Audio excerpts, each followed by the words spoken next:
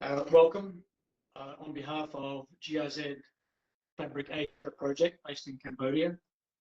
My name is Stephen Frost and I'm your moderator today for another online webinar, this one entitled Banking on Fashion, ESG Investors New Interest in Supply Chains. We've got three experts today from three different banks doing different things around ESG in fashion supply chains, and we'll get to those three experts very shortly. But just before we do that, I just got three things that I need to say very quickly. First thing is that this will be recorded, and if you're an attendee, you will be able to see a recording of this will be posted up, and you'll get an email to tell you where that link is. Number two, feel free to ask questions, but you can only ask questions in the chat box. You can see the chat box icon on your screen. If you do have a question, please feel free to ask at any time. And if I can integrate it into the discussion, I will do so as we go along. If not, I will come back to it in the Q&A. We normally get through all of our questions by the end. So hopefully we can keep doing that today. Thirdly, there will be a short survey poll as usual that will be put in the chat box as a link towards the end of this session. This helps us to improve things as we go along. It's a very short poll, it will take a very short amount of time. You can also tell us what topics you would like us to cover in upcoming online seminars. Etc. It really does help us. So if you've got a minute, please do that. So it's my very great pleasure today to welcome three panelists who are all experts on ESG. We have danced around the ESG topic a bit in previous online seminars. We've talked about purchasing practices. At our physical event or our hybrid event, which was physical and online from Cambodia in Siem Reap last month. We had some speakers talking about finance. We had someone from H&M talking about how they go about financing suppliers in the supply chain. We had some factory managers talking about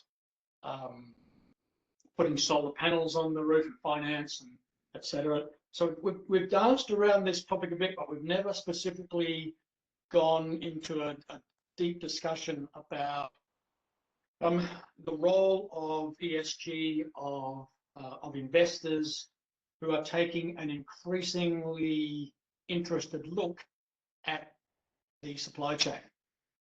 So we've got three speakers here today, and although they're all experts on ESG, I do want to point out that they all work for banks, but they do work in different departments in banks, and they do different things. You'll be able to hear that today as they start talking about what they do, that they have quite different approaches, and I think it's very interesting for you to be able to listen to these three people discussing those sorts of things. I'm going to quickly introduce them just by name and affiliation only, and then we're going to ask them. My first question is to ask them to tell us a bit about what they are doing, how they got interested in this subject, and what they're doing in their bank.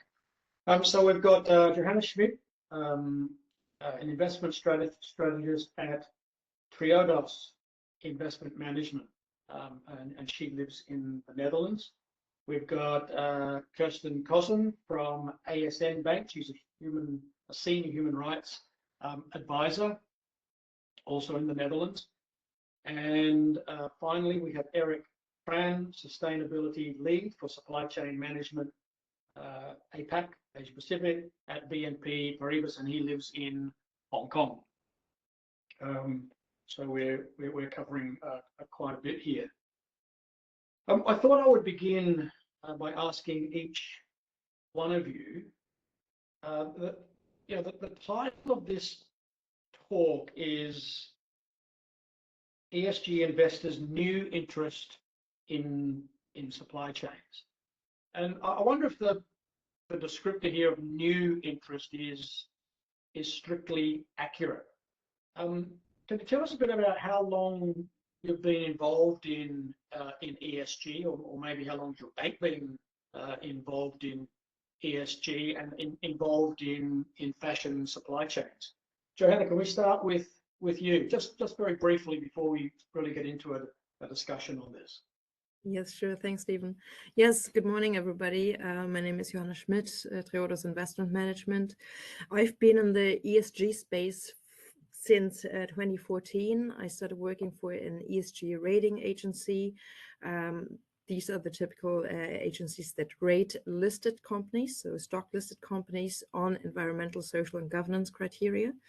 And I started working for one, moved to the other one, got sick of the rating agency business and moved to an impact investor, Triodos Investment Management, that has a very impact and sustainability focused investment strategy. I started to work here as an investment analyst, covering also the fashion sector, taking a deep dive into the topic through a paper that we published last year, and then moved into the strategy team. So my current role is to take all kinds of sustainability considerations and research into account to formulate an investment strategy for the listed side, but also increasingly for the non-listed side.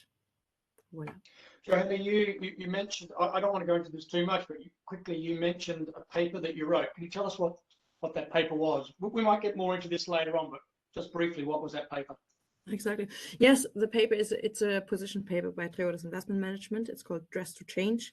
And there we basically looked into the fashion sector and thinking and reflecting, questioning about what is sustainable, what is responsible, and what is not.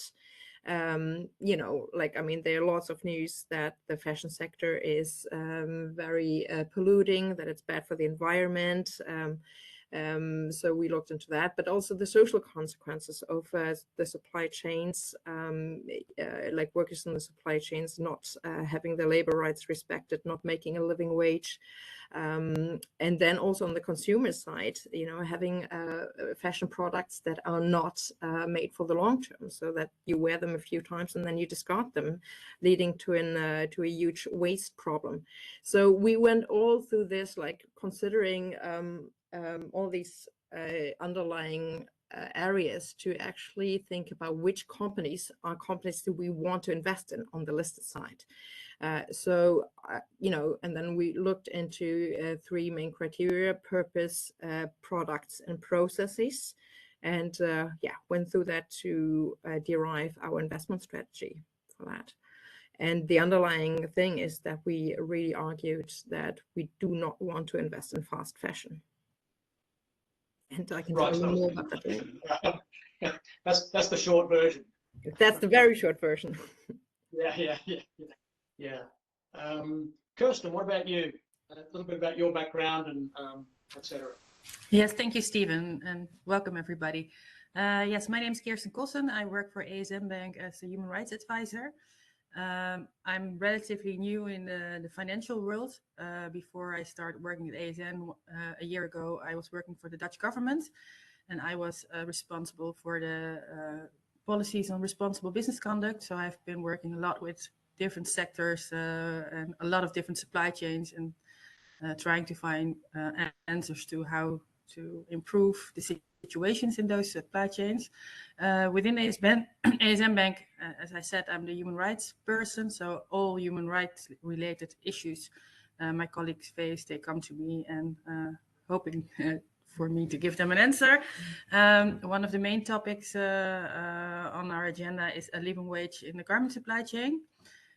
So all the fashion brands we invest in, we assess them every year based on a set of criteria, all relevant to be able to pay a living wage in the end. And based on the scores every year, we have engagement calls with them and to try to persuade them to make more progress. of course, we only have 15 brands in our portfolio, so we decided we needed to join forces. So a couple of years ago, we were one of the co-founders of the platform Living Wage Financials, of which Joanna is also a very active member. And together we have now 19 investors, and I think we have 34 garment companies within our influence sphere. But then we thought, well, that's still only 34, so we need to scale up even more. So we decided to initiate a European Citizens Initiative, and we wrote a proposal to the European Commission for legislation on a living wage for all European garment brands, but also those that are not European but sell their clothing on the European market. And we recently launched the campaign because we need 1 million signatures throughout Europe. And if we reach that, then the European Commission will seriously have to look at the proposal. So I think we will share also the link in the chat. So that is what we, our main efforts for specifically related to the garment sector. And those 34 companies that you're talking about investing in, these are all publicly listed fashion brands, correct? Yeah. So I'm talking about publicly listed Yes. companies. Yes, it's all the big names. Yeah, right. Yes, the who's who of the fashion world, I'm sure. I just wanted to clarify that because I'm going to turn to Eric now, but I wanted to make that clear because Eric's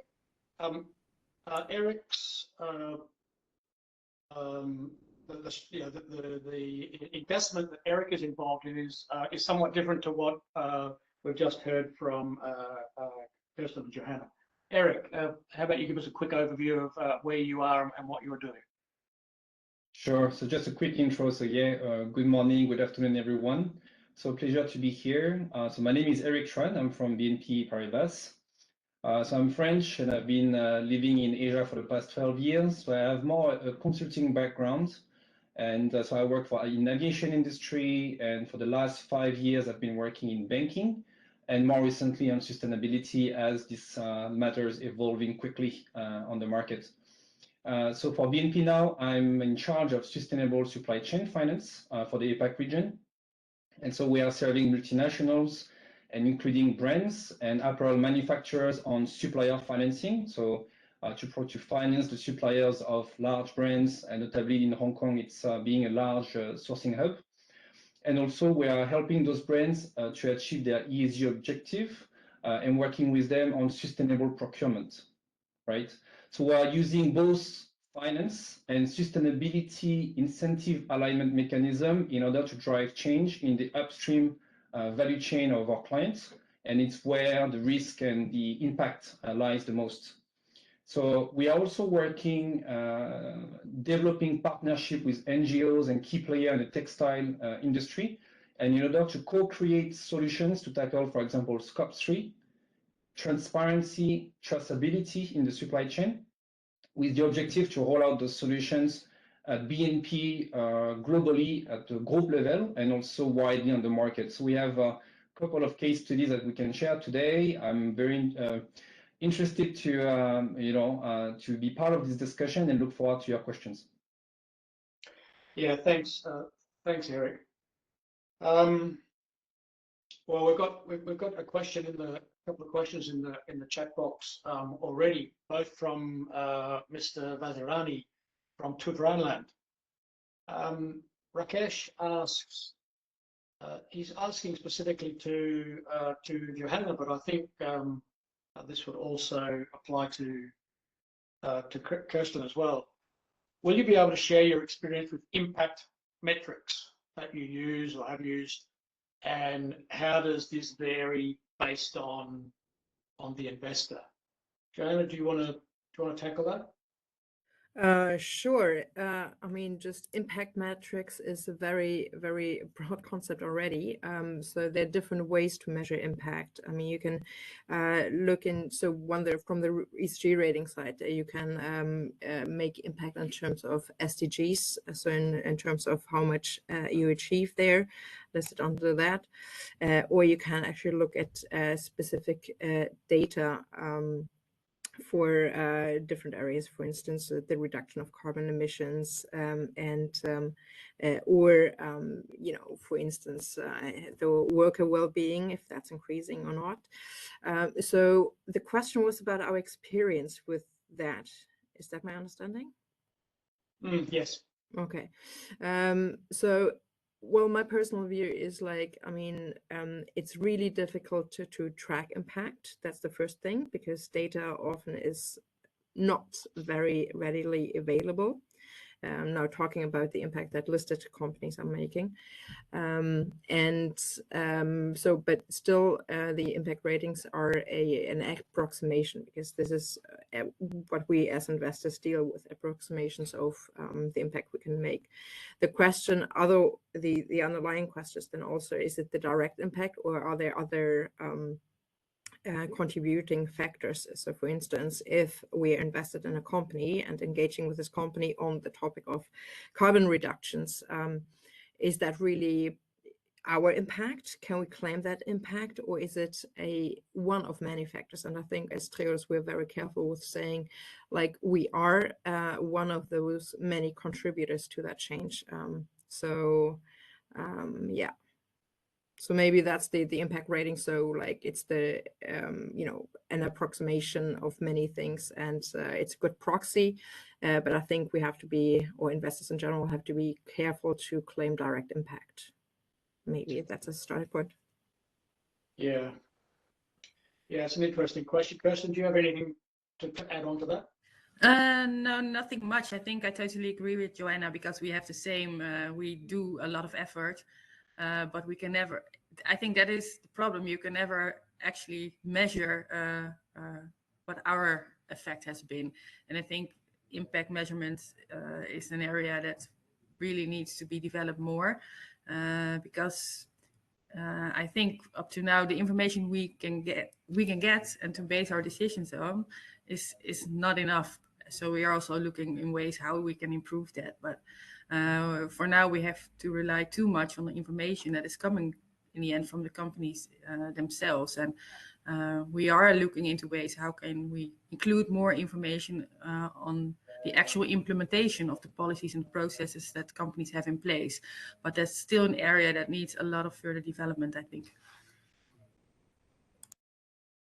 Yeah, I think that there's been a lot of talk about measuring impact for many years, and we can point back towards the development community been struggling with measuring impact for decades now, and there's all sorts of mechanisms and frameworks out there to try and measure impact, but it's a difficult field, partly because it takes so long to do it, maybe needing years and years to do so. Rakesh, thank you for the question. I know you've got another question there, but I'm going to come back to your other question later. But thanks very much.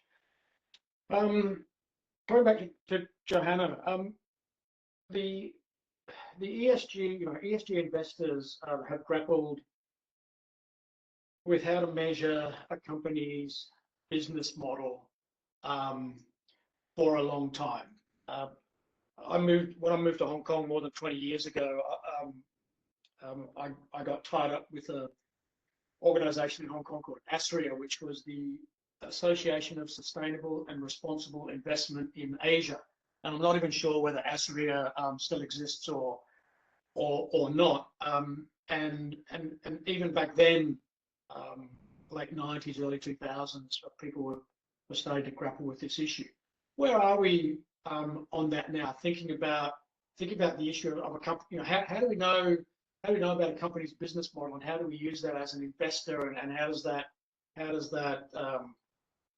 change or provide challenges to an investor seeking to look for good investments on ESG criteria. Yeah, thanks for the question, Stephen. And I actually disagree with the formulation of the question a bit, because you stated that ESG investors have been looking to assess business models, and I don't think that is the case.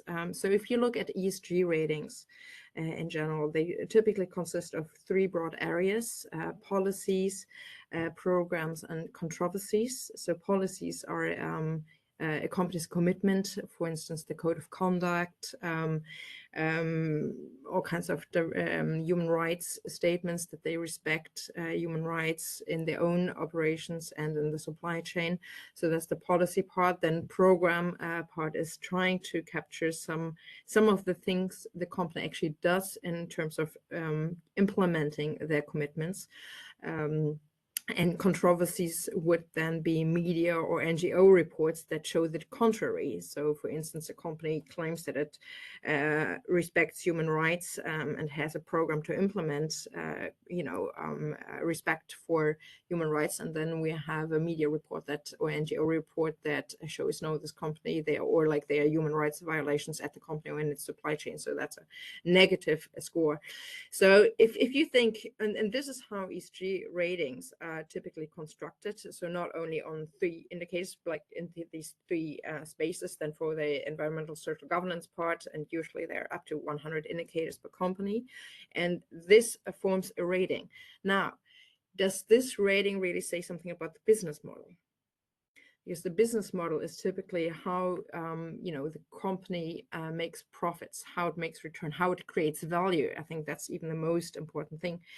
What is the company's strategy? How is it set up? And I think this has been really missing in the ESG ratings. So I feel sometimes a little bit like that.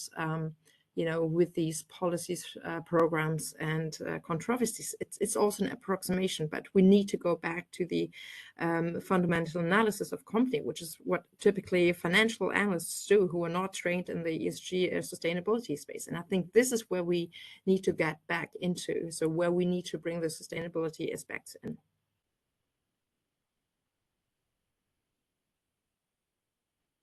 Kirsten, does ASM Bank see it the same way? Yes, definitely, because it's very hard to look at the entire business model from that perspective. And I think also, when you look at the portfolios and you invest in listed companies, I dare to say that I think there is hardly any business model currently in the listed companies that would meet full sustainability criteria. I think that's a fact, and that's where we are now. And of course, we are also looking in ways how can we influence those business models, and how can we get companies to change the whole system, because somewhere along the line they have complicated their supply chains. They have like hundreds of suppliers. All this, the whole system needs to change, but we are a long way from there. And of course, investment is also our business. But at the moment we have of course a very high standard on what we invest in, but even where we invest in, there is so much improvement needed, and we can only hope that through our influence, and of course the influence banks is Triodos and other investors, that we slowly make a contribution to change those business models, because current business models are not sustainable and are not future proof. Well, the question that comes out of those responses, then there's a couple of questions that come out of that. The first one is that over the last 30 years, but 35, 40 years, but certainly in the last 20 years, and we've seen a tremendous amount of outsourcing to low labour locations, weak regulatory environments, and that's allowed buyers to shift risk, to production countries. How do you go about factoring that in then in your decision making? the whole outsourcing. Johanna talked about controversies. So I think if we look back over the last 3 or 4 years, and going back even further, but just say the last 3, 4, 5 years, there have been, I think, a number of very big controversial themes. There've been many controversies, but there's been just a number of themes, and one of those themes would be around purchasing practices, which I want to get to in a minute. But the other one would be around. The other themes would be around wages and benefits. So the non-payment of wages, late payment of wages, worker protests about wages, lack of benefits, a whole range of benefits, not just wages, but social security, etc. Workers, and then hours and overtime. So the amount of time workers working in factories. And so we can look at numerous NGO reports, media reports, local media reports in production countries, international media reports, etc. How does an ESG investor factor that in, and where do you see this kind of heading? And the reason I ask where do we see that heading is because I've been working in this area for over 20 years now, and sometimes I think we're having similar conversations today that we're having back in the 1990s when it comes to the outsourcing thematic issues. Yeah, maybe if I may start, the way we factor in controversies is, yes, we get those media reports, then we look into the allegations against the company and see whether it's a breach of its policy. So this is really ESG lingo now.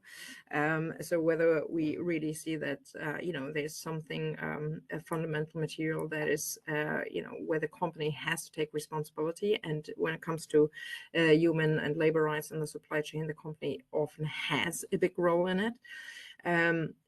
So what we do then is that we go back as an investor to the company and say, hey, we've seen this news. How do you respond to that? So basically, can you show us that you live up to your commitments? And if not, have you investigated the case? Have you identified the shortcomings? What are the root causes for this happening? And how will you mitigate that? How will you manage that? How can we as investors know that you ensure that, for instance, human rights, labor rights are respected in your supply chains? And so this following up on controversies has been going on already for a long time in the space, but more and more. What I see more and more, and you also mentioned the long, complex supply chains. The question is whether it's this problem of labor, human rights violations, whether that is inherent to the setup of global supply chains. If we have and that's often the case with the listed companies. That's also what Kirsten mentioned, very long supply chains that companies actually, or like brands, listed companies, so that's what I usually imply when I say that, that they don't actually know where they're sourcing from. Maybe they know their first tier suppliers, that provide the ready-made garments, maybe even one step further, but like all the way to the raw material sourcing, it's very rare. And I think in the past, you also asked before, is there a new interest in supply chains? And I think supply chain supply chain considerations have always been very important for investment analysts, but in a different way, because supply chain disruptions is of course bad for the company's production. It's bad for the value of the company. So that's what you want to avoid. So then you would say, if a company is only sourcing from, for instance, one factory and doesn't have any substitute, if that company goes or factory has doesn't manage to live up to its production goals or timelines, and if you are as a big brand depend on that company, then you have a problem. So in traditional financial or asset valuation, that would then be like a negative one. However, what is being left out of that equation is actually like the workers' well-being, and this is coming back to factoring in the sustainability side and into the setup of the business model. Because if you put that in the equation, you have a different setup, and then the question is really, is it really, like a supply chain disruption is still bad? But if you have a long-standing commitment to that company and just don't move away if they are not, if the factory is not able to make the deadline, then you have this partnership, and then you take actually responsibility instead of just shifting down the risks. And I think this is the new kind of analysis we need in the ESG space and the impact investing space. And also like how have we ended up with these long, complex supply chains? I mean, it didn't come from nothing. There were like the political decisions that have made it possible, for instance, free trade. So suddenly it's more profitable to produce your products on the other side of the world, where you don't actually know what's going on, and you don't know, and then you may not care. So this is what we at Triodos call the supply chain alienation. So you're so far removed from that you actually, you don't have the insight, and you maybe don't even care. So for that, like there was this campaign, I forgot by who, like with the pictures of I make your clothes. Maybe Kirsten remembers that, or you, Stephen, you know. So all of this to say that I think the transparency of supply chain is really important, and companies are, like listed companies, are starting to, or have started to, disclose their suppliers, at least the tier 1 suppliers, and then ranging or also going into the next steps. And I think this is really important. And it's not only important for the investors that we see transparency and know that the company is actually in control of the supply chains, but the traceability is also really important, because if there's a controversy and we as an investor ask, and the company comes to us like, we don't even know if we source from this company, that is really bad, and indicative of a poor business model, I would say. Yeah. Kirsten, you mentioned in your introduction you're involved with the living wage financials. So this issue of wages, not just wages, but living wages, what workers need, not only to survive at a bare minimum, but to live, to have some discretionary spending and save money for children's education and so on and so forth. Johanna mentioned transparency, and she mentioned about not knowing what's going on. How does ASN Bank, how do you dig deeper into this? How do you know what's going on? How much transparency is there? How much information can you get? And what's the challenge for you in all of this? I know there's a lot there, but anyway, I'm very curious. No, I can give it a try. No, indeed, I think, as Johanna mentioned, transparency is key. And the supply chains are so complex that transparency is a very serious flaw, I think. Within the platform Living Wage, the assessments we do, one of the main areas we ask questions about is the transparency. So we try to convince the companies to be more transparent. And what you see is that, companies tend to be only transparent if they are successful in some way. So they are very hesitant to be transparent about if they haven't had results yet, or their journey to explore their supply chains and to find all the issues that are there that they need to solve. They are not transparent about their journey towards a better wage, for example, they are not transparent about the obstacles they face. And I think it starts there, because if they are all open about it, it's easier to work together to solve those obstacles. Because what they also, I think, do not realize enough is that one brand cannot make a difference.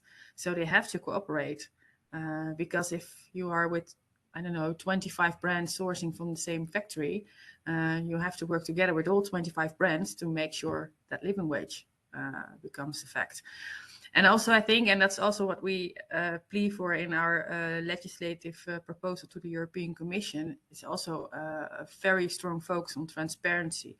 companies are required, for instance, to report on the factories they source from, but also how many workers there work, also about their entry-level salaries. So we really ask them to open up all this information. But in the current, right now, there's not enough information to be fully confident that they are doing what they are supposed to do.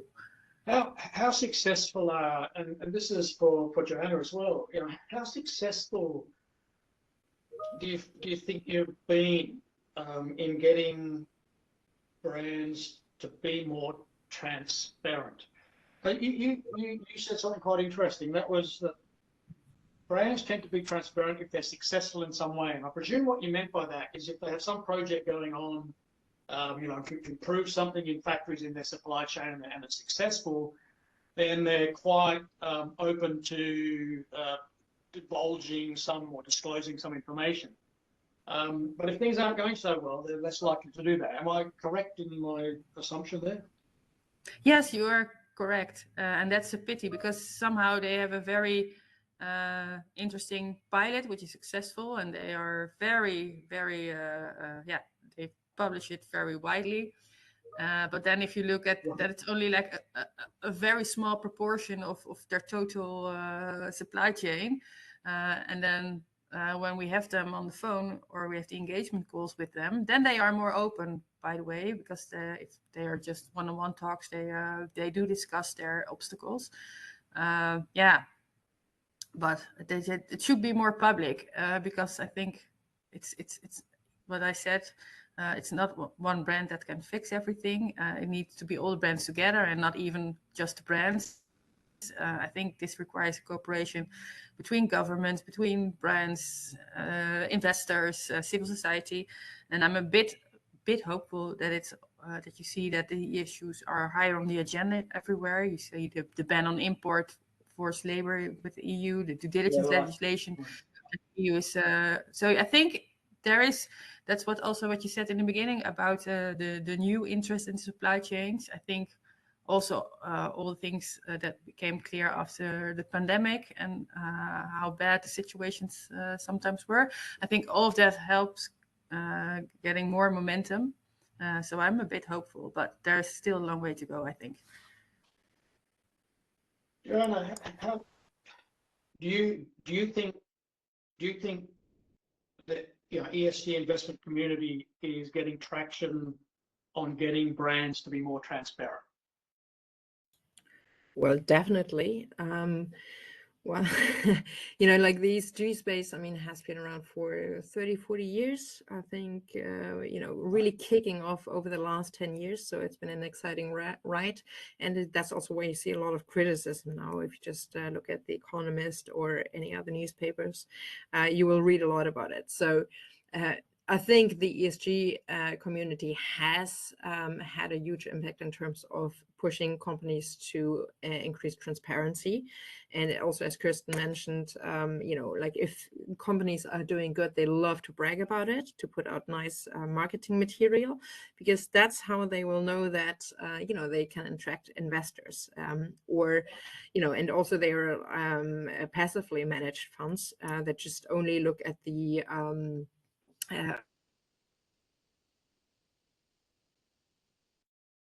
I can't hear you, Joanna.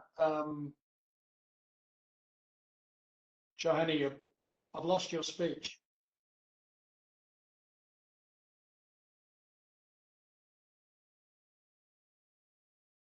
Really an interest to disclose more because it may find many more investors. So I think, yes, we have, or like the ESG space has had a lot of importance for transparency, but then the question is it the right way or like the right kind of transparency? And I think that's where we started off, like, I mean, the policy commitments, you know, like the awareness, the accountability at companies that they actually respect human rights, labor rights, and many other things. And then we went into the programs and controversies. But I think now we have to start asking other questions that are really basically, how are these things embedded in your organizational structure and organizational culture? How do you make sure that you actually live up to your promises? And I think this is the new kind of questions we need to ask, and also kind of connecting the dots between fundamental company analysis that financial analysts have done for decades, if not longer, and integrate sustainability criteria there, and to have that disclosure. That was also one of the challenges when we did the research on the fashion sector, that we wanted to get data on metrics that were simply not disclosed. And maybe for a good reason, because the companies don't want to disclose these, or because nobody ever asked for that. Remains to be seen. Yeah, which brings me to Eric. I'm going to get to you. For those of you who are sitting here waiting to hear Eric talk, don't despair. Eric will be on soon. But Eric's bank is doing something quite different to this, and I want to just come to that separately. So just one last thing before I get to Eric. I think what you just said, finished off there, Joan, leads me on to purchasing practices. So outside of labour, workplace practices, companies' purchasing practices has been the story of the last 2 years. It was obviously around before then, but the COVID really brought this into sharp relief, and there were a number of academic studies, NGO studies, and a mountain of reporting from the media on brands not paying suppliers, pushing for heavy discounts for products already produced, so on and so forth.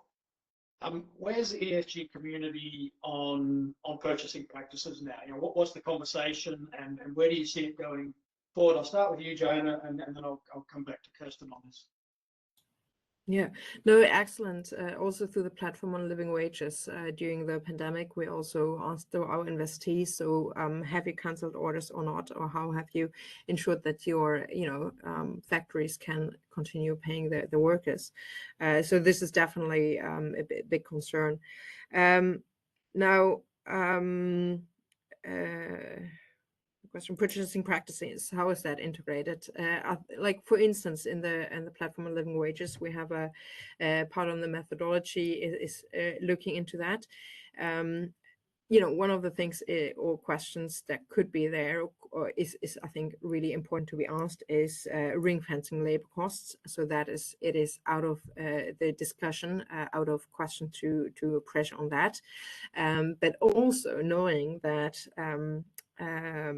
Like if different companies source from the same factory, the effect of that ring fencing may not be as large. And then the second part to that is even if you ring fence a certain part, like for labor costs, it's based on a fixed price of a production item and not on the variable price, because that really depends on the capacity or like the order volume. So I think we really need to look into that. And I think what it boils down to, I recently got to speak to a factory, and that is actually supplying to the companies we invested on the listed side. And and we asked, are you able to pay your workers a living wage? And they're like, no. And it's like, why not? And then I got a quite interesting answer, because it was, well, we simply know we don't have the resources. Okay, but what would need to happen to make it happen? And I was expecting an answer like criticizing the companies, like they have to change their purchasing practices, they have to commit something. But the answer was different. It was like, we have to be more profitable.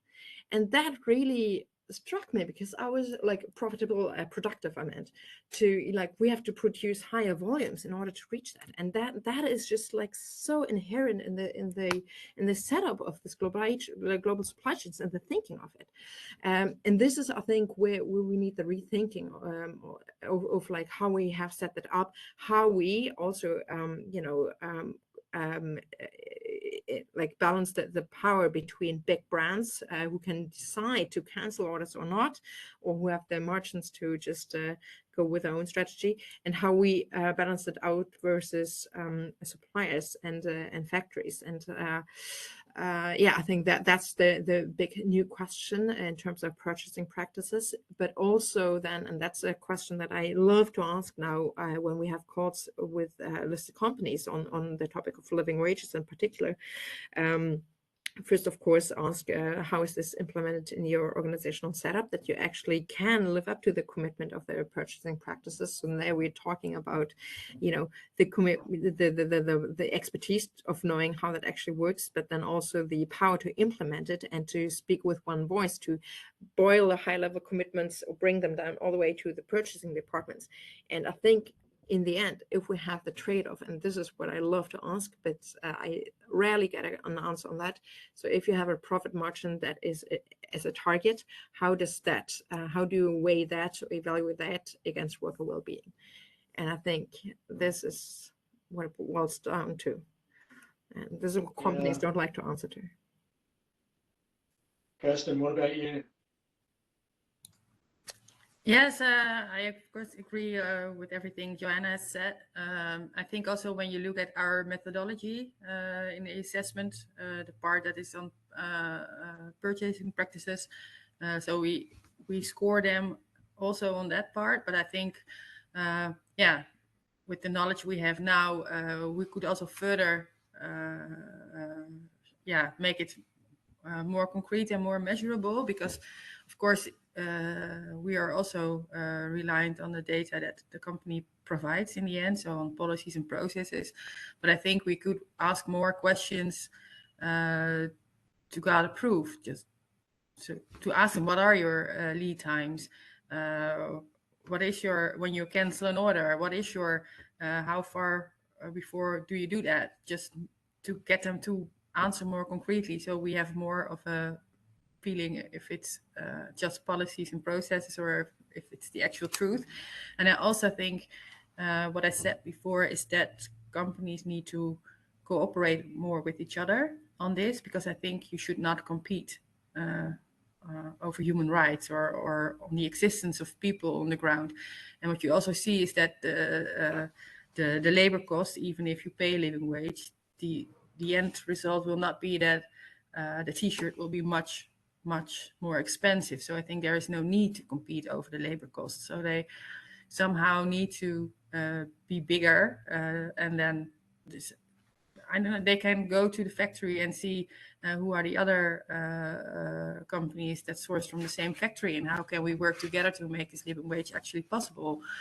So I think there's a lot of room for more efforts to be done. But I'm also very curious, and I'm not sure if that's for now or in the chat, or you can contact me later from the manufacturer side, is what they would need from the companies, because I think that's also a very important discussion, because the more we know what is needed, the more we can take that into account as well when we engage with our companies.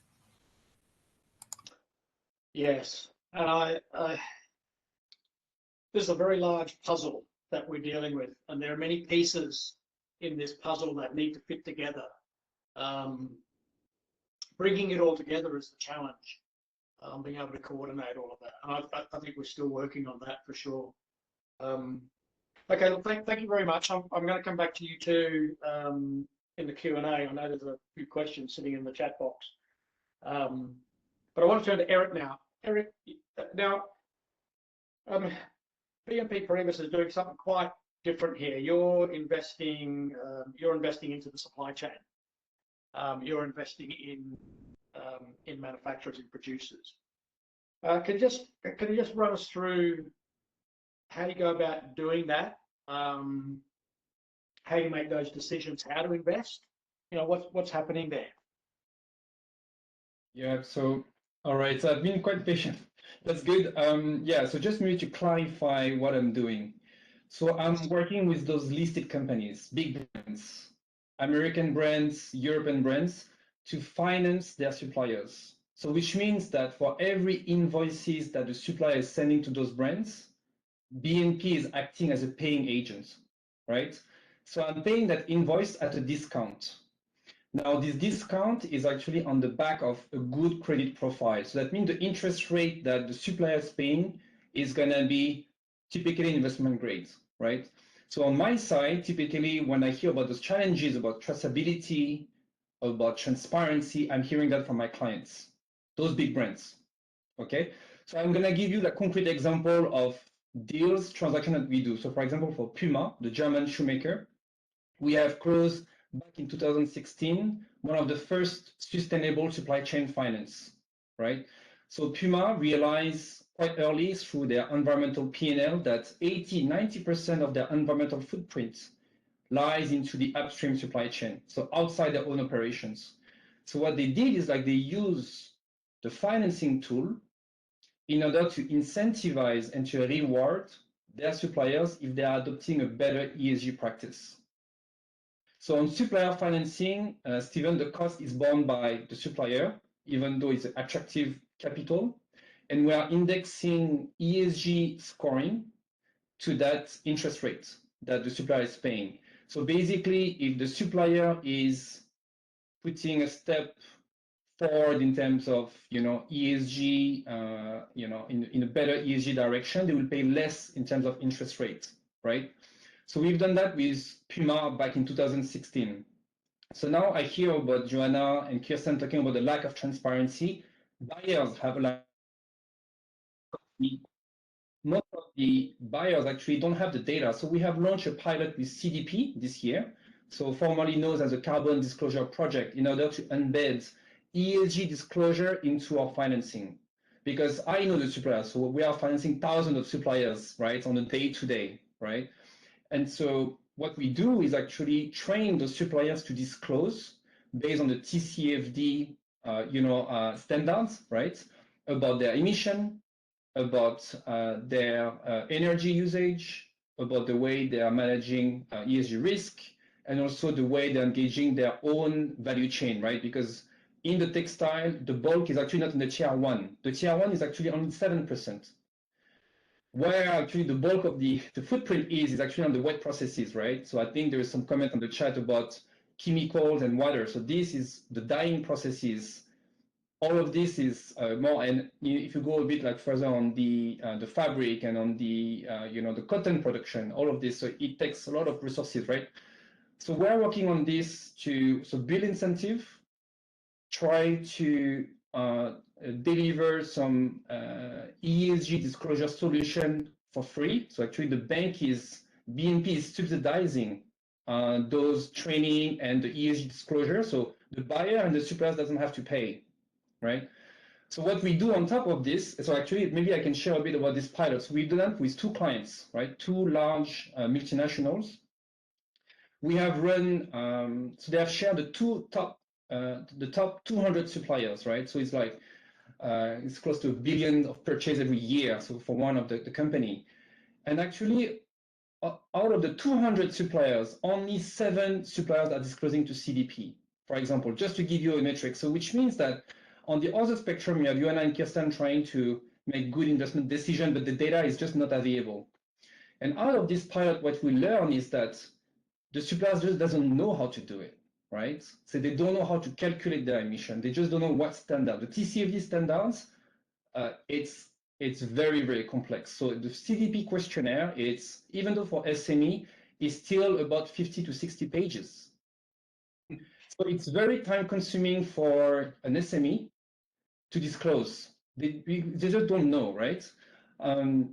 So on top of that, so what we try to do is to leverage ESG data analytics in order to do more predictive, right?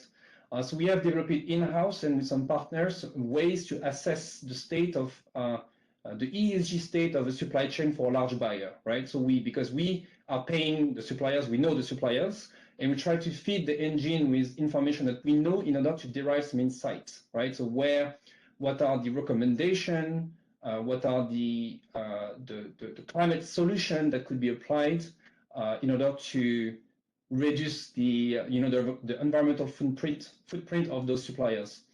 So yeah, so there's a collection of solutions that we do. So it's very interesting. I share all what Joanna and Kirsten has said about the challenge about data availability, about the challenges and the way the need to collaborate across banks, NGOs, brands, suppliers in order to find solutions. So at the bank, what we do as well, so maybe just to finish on this, is we do also CapEx financing. So which means we're able to finance green technologies directly to the suppliers through blended finance approach. So which means that we're going to use like an IFC or an ADB, for example, in order to get some, sort of collateral or some securities in order to invest directly into the supply chain. So that means the suppliers in Bangladesh, India, China, Vietnam, Cambodia, to get access to those technologies. So it can be either simple renovation work, because let's face it, there's a lot of like small works in the factory that has to be done.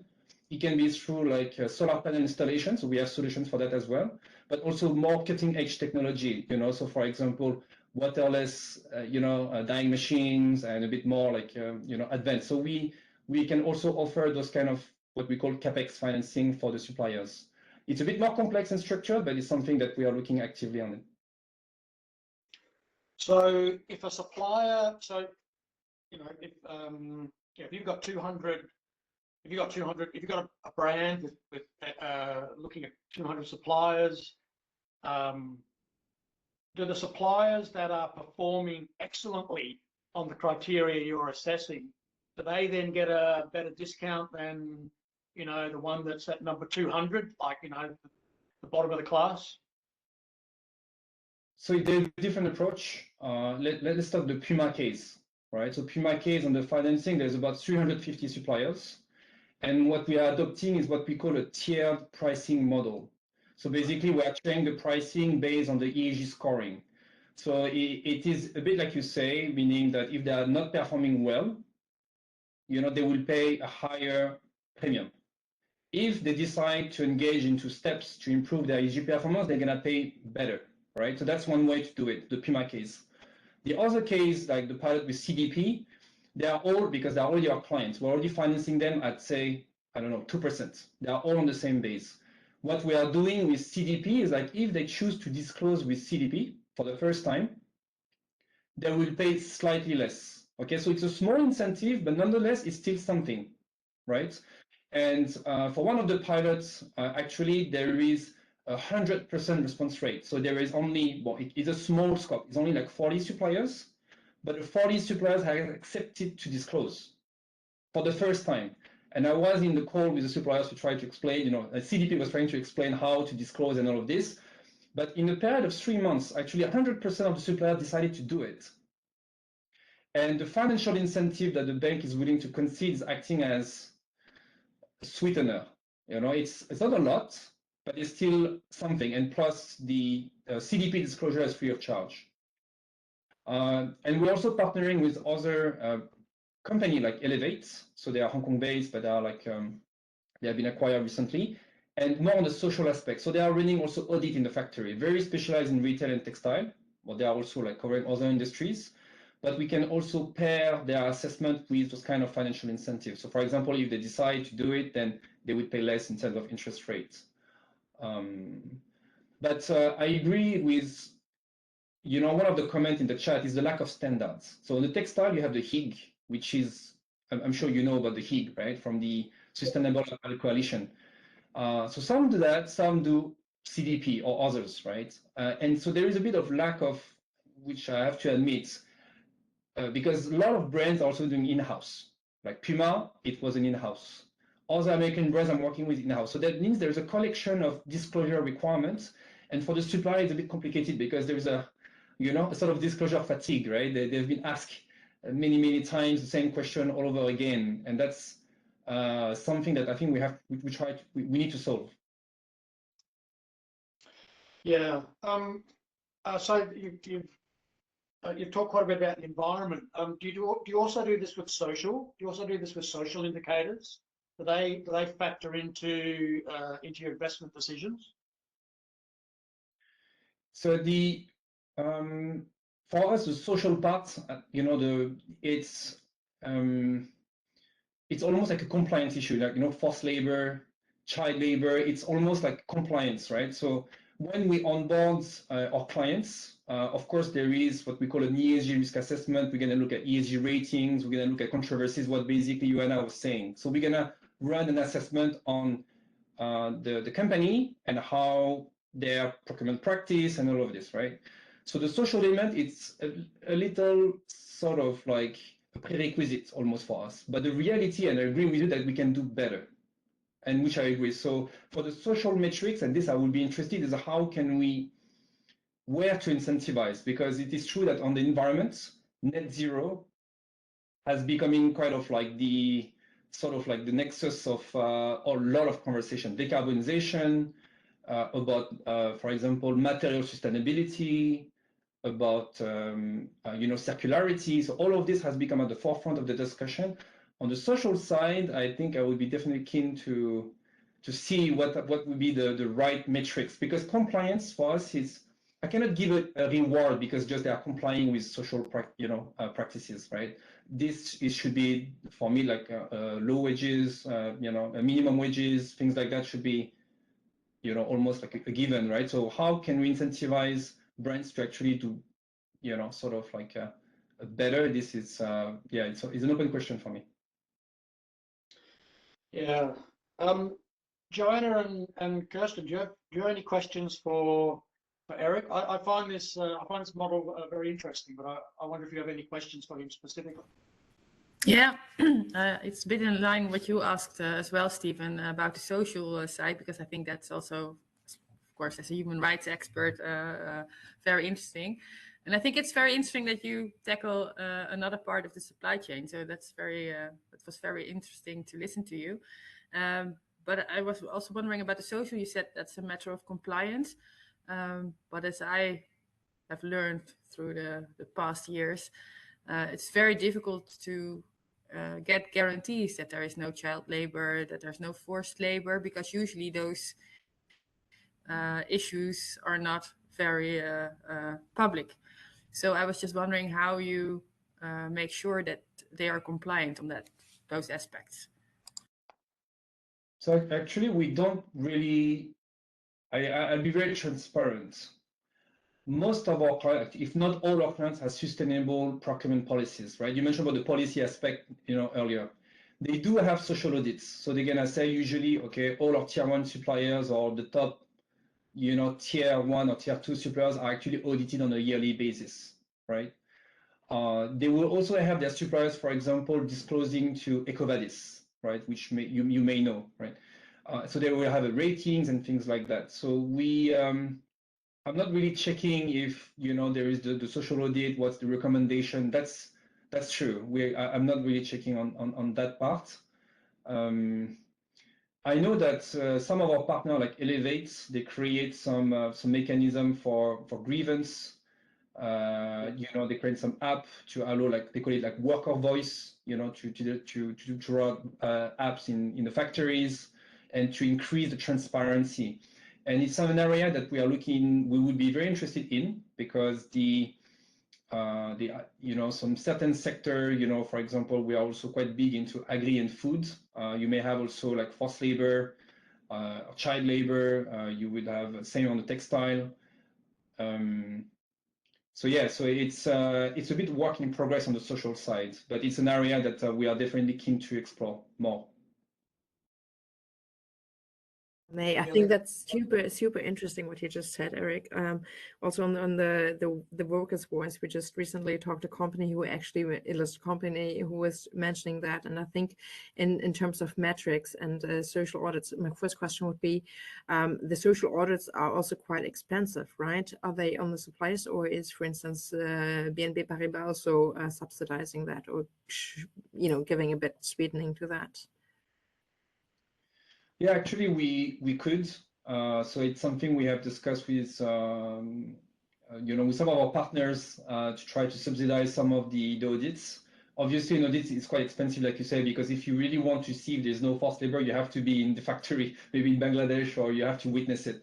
And it can take like a few thousand USD just for a single audit, right?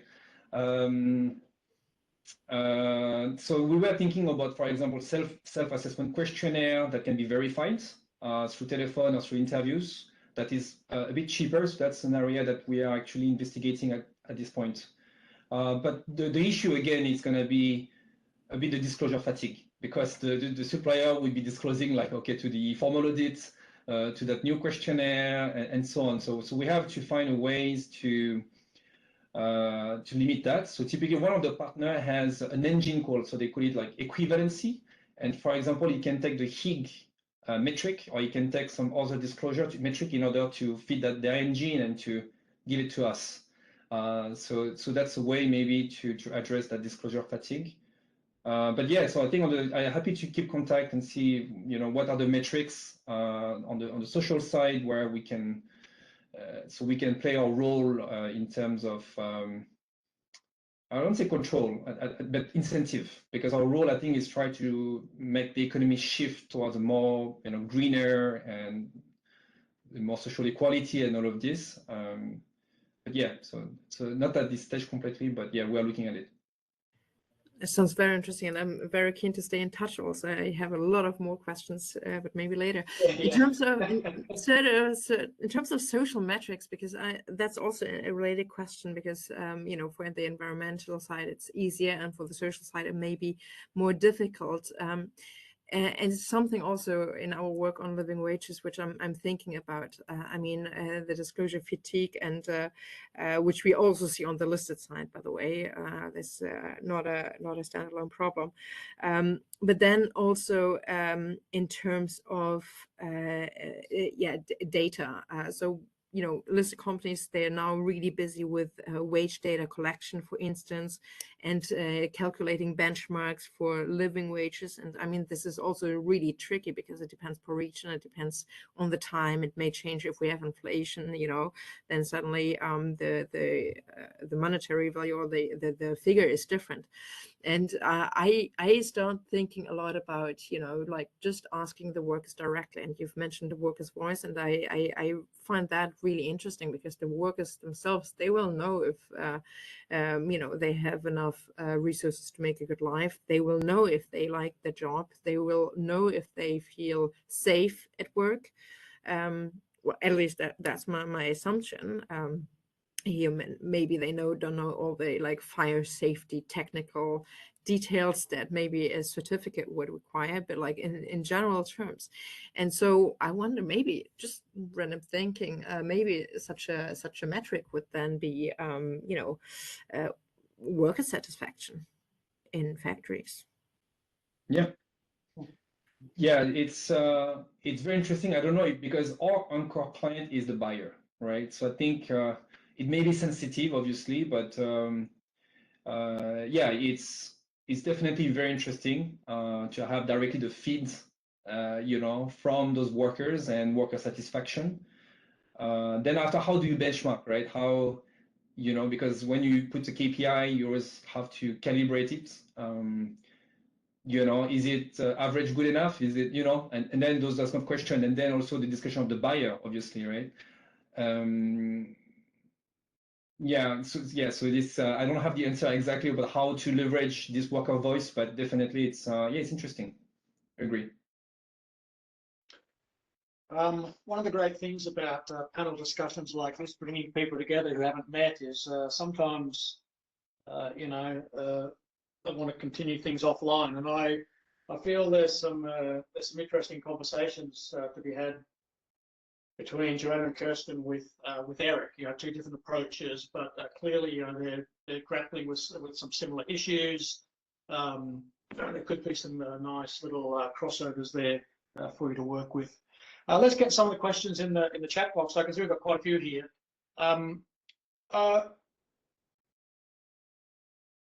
Dr. Ahmad from ZDHC, or ZDHC if you're not an Australian.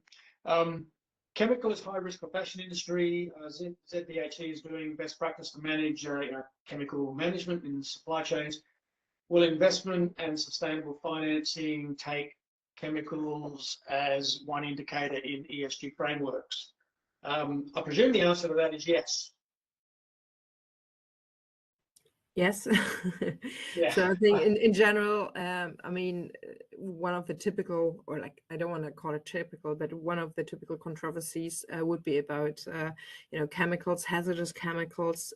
For instance, we as Triodos, we have an exclusion list of hazardous chemicals. So we don't invest in companies that deal with hazardous chemicals. Of course, these are really like the persistent pollutants, so which are not, I assume, the ones that were mentioned here. So I think in general, yes. And also we have, but that's more in the food and agri supply chain, and that we have an investor collaboration to look into that. So it is a topic, definitely. Yeah, I would have assumed yes. Kim Vanderveet has a question.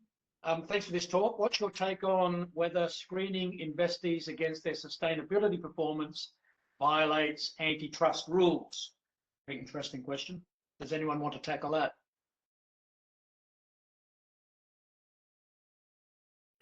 I think if we invest in a company, we want to trust the company, so we want to have that. For me, it's a no-brainer that there's information we need and that we want as an investor. I think similar. I mean, that's the key. You want to trust the companies you invest in. Yeah, we do a very intense screening of every company before we either decide to invest. With a lot of environmental and social criteria. So, yeah. This question comes out of a New York Times article. I had this on my in my newsletter on the database. I think it was it was just recently on the 12th of September. I'll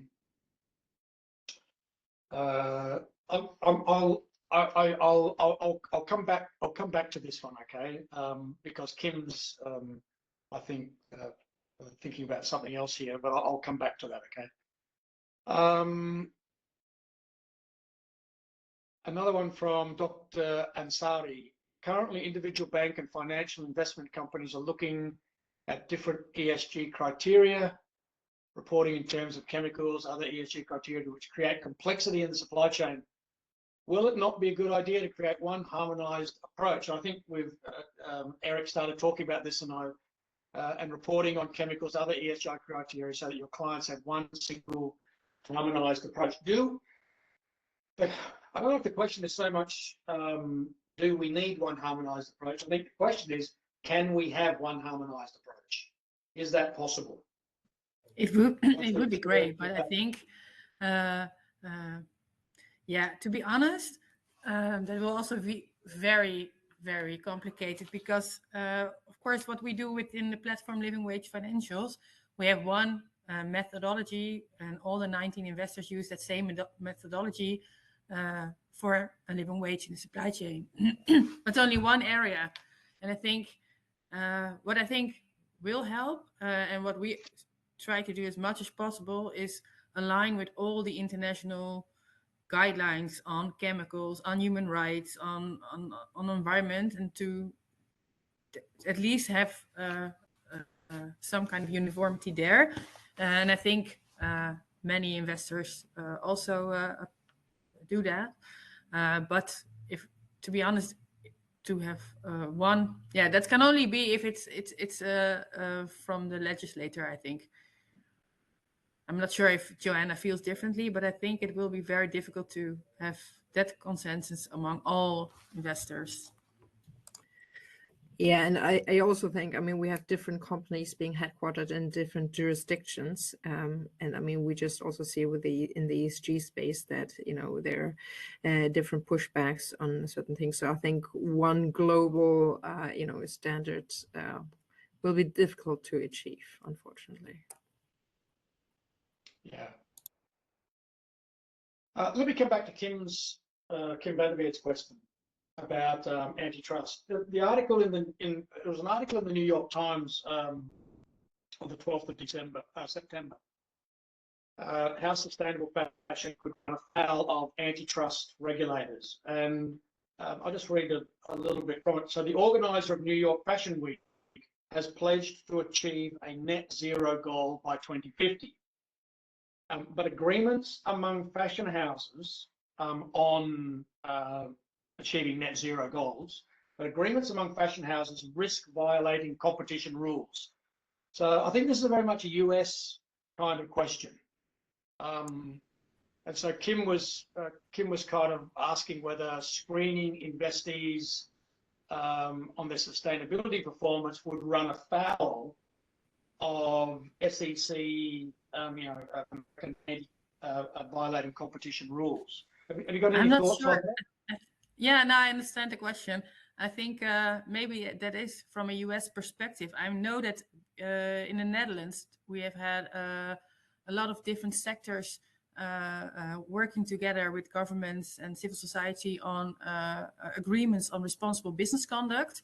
And there this was an issue to be discussed. And then we have this authority looking at antitrust issues, and they sorted it out, and at least that's for the Dutch law.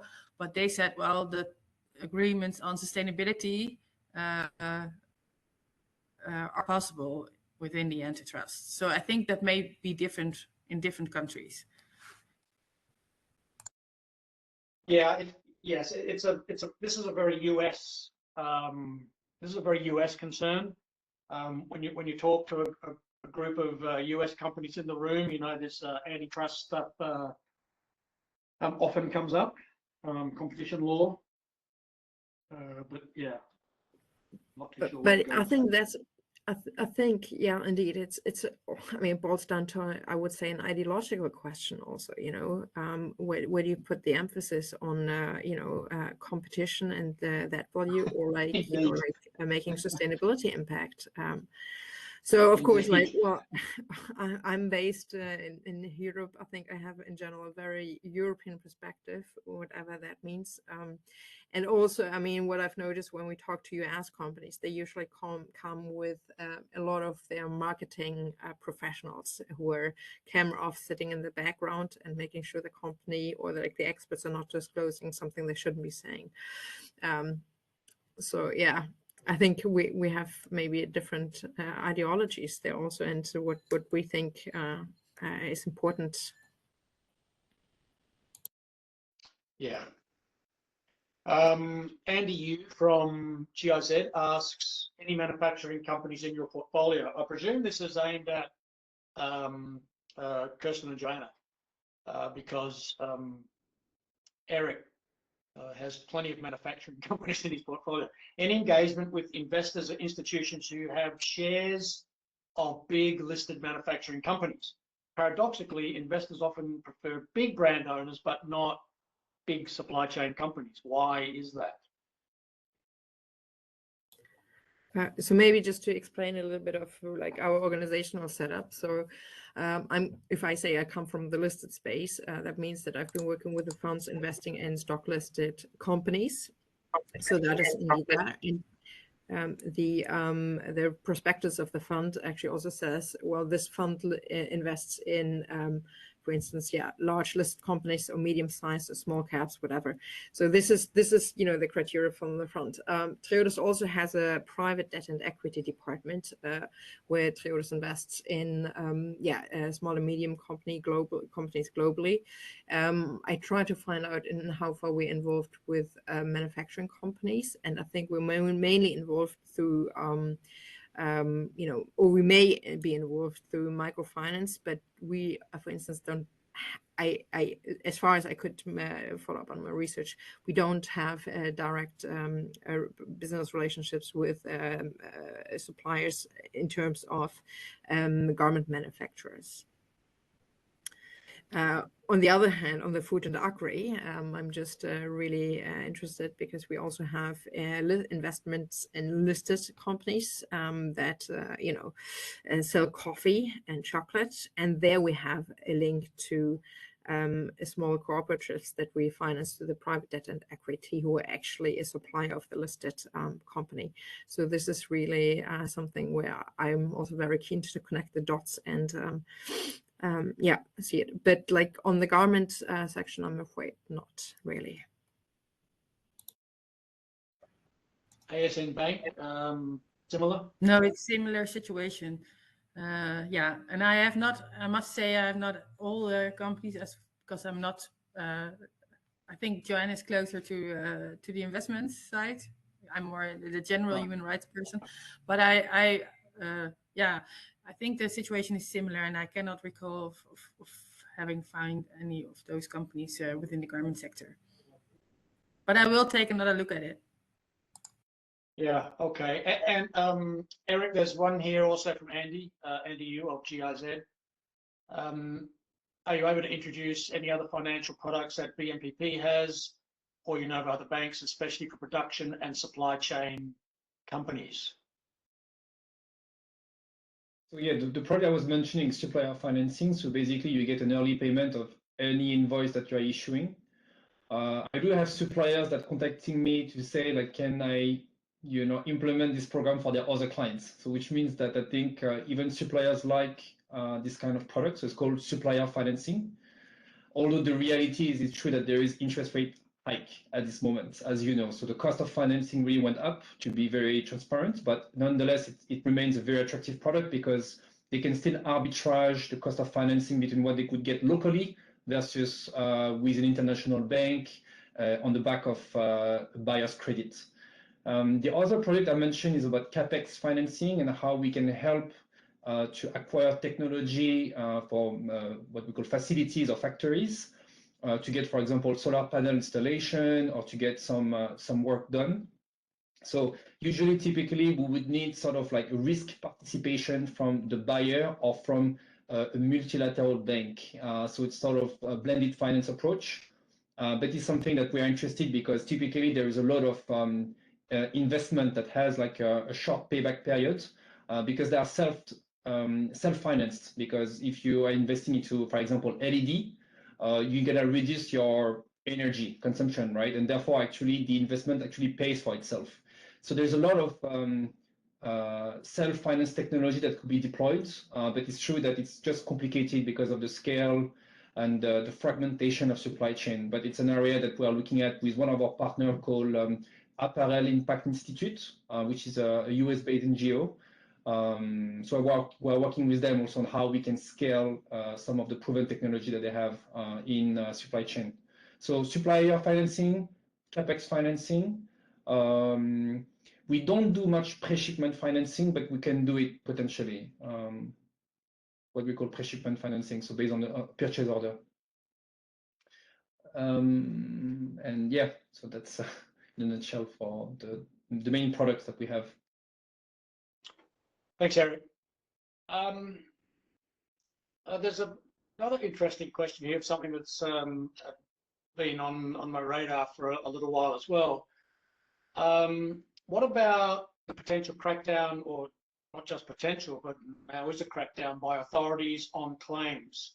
And I think what Rakesh means in this question is these environmental or eco or green claims that companies are making. So we've seen H&M run afoul of the Norwegian authorities on making claims with regard to sustainability or conscious or some term, and they've had to take that back and rethink what to do.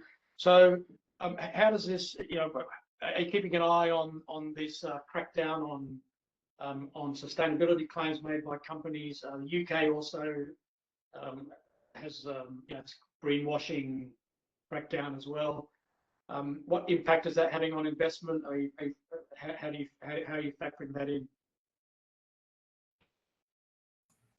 Yeah, we regard that as one of the controversies. So we're going to talk with those companies on their and see how they react and have conversations about that with them, because this is an example Joanna also mentioned earlier. If you pop up in the media or from the NGO side or anything also about these claims they make, yes, we're going to discuss with them what is their reaction and what are they going to do differently in the future to make sure that our claims are more are real instead of the greenwashing they are accused of. So that's definitely something we take into account. Yeah, because greenwashing is essentially false marketing, right? And then also related to that, not also only claims that they make, but also the impression they give to customers. So for instance, somebody from my network came to me, like, yeah, but fashion brands are great because you walk into the stores and they all have the boxes for handing in your used clothes, you know, in terms of recycling. And which is, you know, great. So it's a next step. But then like the customer thinks all the clothes are actually recycled or reused or whatever. And that's just simply not true. It's just like a tiny, tiny fraction. So if that then entices customers to just buy even more and go back to the shop, oh yeah, I can recycle and do something good with my own clothes and just get more. That's then like the result of just irresponsible false marketing. So I think transparency there is really key. And yes, as Kirsten says, it can show up as controversies, but it also impacts your stock selection. And coming back to that, I mean, you know, for our investments, so we have only, I think, in total now 4 companies still on the listed side in the textile and garment thing, because we got, well, we sold off stakes in companies that we didn't longer agree with in terms of the business model. And, you know, that really, if you see that a company is you know, marketing or like having a lot of marketing material, making lots of claims where you already can see, well, this is more marketing than actual sustainability work, that we would not invest from to start with. Yeah. Just quickly for attendees, someone from GIZ has put a link in the chat box for our survey. So if you'd like to help us out in improving these, or you've got a suggestion for a topic, please click on that link. It's in the chat box from GIZ for our short survey. It'll take you about a minute to do. I've got institutional investors capital shy away from hotspots, which indeed more resources are in need to make change. May I conclude like this? No offense intended. Are you shying away from hotspots? Okay, so hotspots meaning fast fashion. Well, ideally, you know, ideally, I get the other investors to follow the lead, Kirsten. No, but I think if there are business models, you know, just like look at coal, you know, there's still companies financing coal. I mean, I think, well, they're still investors in coal. Most investors, I hope, at least in Europe, have like recognize them as stranded assets, meaning that they will lose value in the long term because of increasing regulation, environmental regulation. So this will be an asset that will no longer be profitable, in addition to being super bad for the environment. So yeah, you know, we are shying away from the hotspots such as coal, and I see, like, you know, clothes are not as a controversial product per se, such as coal, but still, with upcoming regulation, I mean, you know, things cannot continue to do so. So I think it's fair to say, well, this is something we don't want to be part of, unless these companies can show that they're actually setting up the business model that is in line with, you know, what we want to see, to have a sustainable fashion industry with sound and responsible processes and good products that last. Yeah. I saw Andy message from Andy flash up that hotspot equals supply chain. But I see we've got 2 minutes left, so delving into the supply chain as a hotspot right now might be a tough call for 2 minutes. I'll just ask each one of you, look, is there anything last brief thing that you want to finish off with? I'll start with Eric and then run through each panelist. But Eric, any last point that you want to make? That just on Andy, I don't want that he leave with that perception. No, I think on our side we deploy capital in the supply chain, to be very specific. No, I think it was good discussion. So thank you for having me. I'm still optimistic. I share Kirsten. I'm cautiously optimistic. So hopefully things gonna improve. Collaboration is needed. So welcome. Please feel free to reach out. Happy to continue the discussion. Joanna? Yes, thank you very much for bringing us together. Really interesting discussion, and yeah, I'm always curious to hear from stakeholders. So, anybody also in the audience, please do reach out if you have questions or discussion points. I saw that some of you put your email addresses in the chat box, so if people do want to reach out to you, you're obviously opening that door. And Kirsten, any last words from you? Yeah, thank you very much for organizing this. It was very interesting to have this discussion, and also please do reach out with questions, but also with what you would need or ideas. If you think that an investor should do something, I would love to hear that. So please don't hesitate to contact me. So this ends the online seminar. Thank you very much to our panelists. I feel this could have gone for quite a bit longer. There's a lot to discuss here, and I think it's just great getting some different perspectives on this. I loved hearing from two ESG investors, but also loved having Eric in the mix, doing something else. But then the discussion, seeing, there's some connection here that you guys need to be talking together at some point. So that's really great. Lots of great questions in the chat box. I'm sorry, I know I didn't get to some, but we got through most of them. So to everybody who attended, thank you very much. Stay safe, and goodbye from GIZ FABRIC Asia. Thank you.